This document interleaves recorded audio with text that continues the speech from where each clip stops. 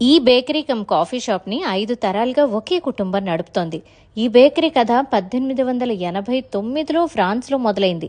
ఢిల్లీలో పాల్ స్టెప్వీ బేకరీకి వెళ్ళినప్పుడు ఆ బేకరీ హిస్టరీ అడిగి మీతో షేర్ చేస్తున్నాను. 1889లో కాల్ మ్యాగ్నే మేయోట్ క్రాక్స్లో ఒక చిన్న బేకరీని మొదలుపెట్టారు ఫ్రాన్స్లో. 1908లో ఆయన కొడుకు చేతిలోకి వ్యాపారం వచ్చింది.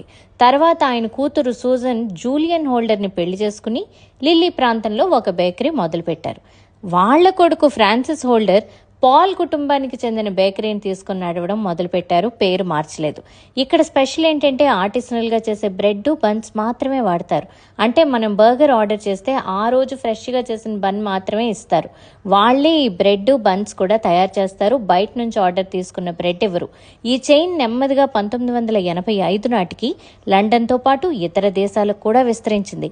ఇప్పుడు ఈ చైన్ 5వ తరం నడుపుతోంది. ఇండియాలో గూర్గాం, ఢిల్లీ, ముంబైలో పాల్ డెప్వీ కాఫీ షాప్స్ ఉన్నాయి. ఎప్పుడైనా మీరు ఈ ఊర్లు వెళ్తే మీరు కూడా ఒకసారి వెళ్ళి కాఫీ తాగి రావచ్చు. To know more, follow spices with stories.